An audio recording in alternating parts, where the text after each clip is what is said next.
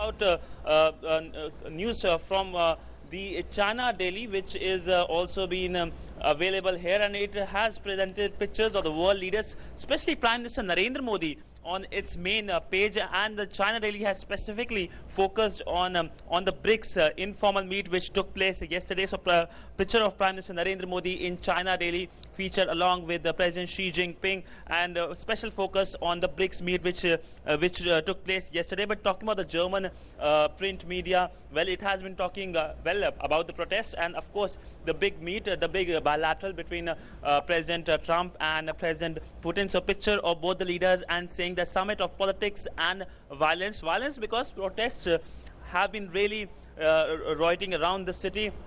Situation is kind of bad. Frankfurt General has said that both the leaders have achieved, be able to achieve a kind of a ceasefire in Syria, and the same picture has been published in most of the German newspaper. This is an important picture, both the leaders shaking hand and of course talking with each other, and the headline says that in the shadow of violence the world reorganizes. So pretty much important news coming from the G20 summit about the Syrian ceasefire. And this newspaper, it is a South German newspaper, has picture and says that it's a summit of anger. Remember, this year's summit has seen it's a different summit because still no consensus on the contentious issue of climate change.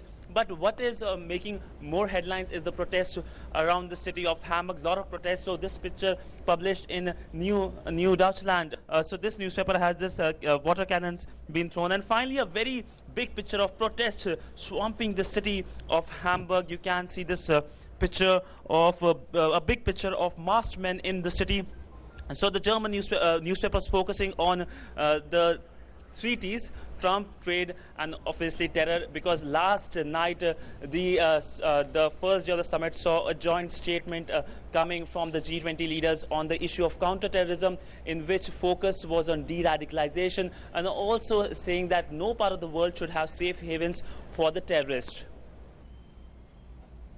Well, so that was a roundup of the media print coverage of the G20 meet in Hamburg. For more on this, we're joined in by our correspondent Siddhant Sibul, who's joining us to get us more. Siddhant, as we speak, we know that Prime Minister Narendra Modi is having a bilateral meeting with South Korean President. Also, we know that working session 3 is lined up, wherein Prime Minister Narendra Modi will participate. Let us know more about these two.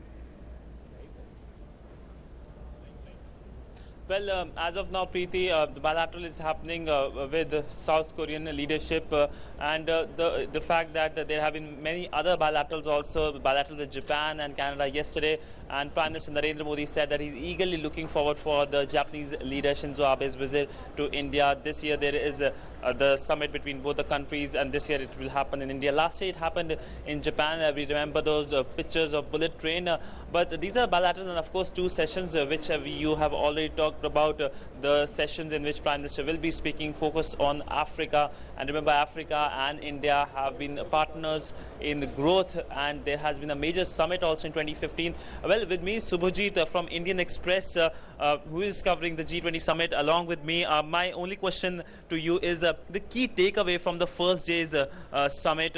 We know counter-terror was a major statement, but what do you think was another major takeaway from the summit? I think the day one were 2 meetings.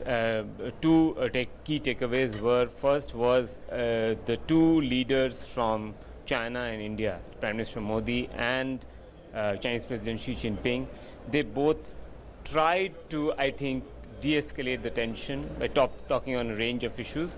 If you see Chinese President's statement as well, he said that there should be a negotiated settlement, political settlement of regional disputes.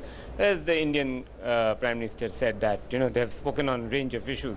The other key takeaway was, as you rightly pointed out, on countering terrorism, in which Prime Minister Modi made a very radical suggestion that the G20 countries should bar officials from countries which support terrorism. I think that was a very significant. So major takeaway on the issue of terror, and of course Prime Minister's statement at the BRICS informal meet, where we saw that picture being tweeted by the MEA. Prime Minister meeting with the Chinese leadership. And of course, terrorism, Prime Minister spoke about terrorism both on the BRICS and the G20 platform. On the BRICS platform, Prime Minister talked about how terror financing should be stopped, and as Subhajit mentioned, on the G20 platform, number of suggestions, including the fact that de-radicalization, a thing which was later on adopted in the statement, in the G20 statement which came out yesterday. Remember, Antalya Summit also saw similar statement coming out, but Antalya saw the Paris attacks before the summit, and in that attacks, almost 100 people were killed. So, so this time around, focus on terror like that was in the summit in Turkey. Right. All right, Siddhant, thank you so much for joining us with those details. We'll come back to you again during the day. Our correspondent Siddhant Sibul explaining to us how important has been day one in Hamburg, where we talk of Indian participation and also the bilaterals which Indian Prime Minister Narendra Modi had with the world counterparts. Up next, we're heading for a short commercial break. Stay with us. You're watching Midday News. We'll be back in a short while.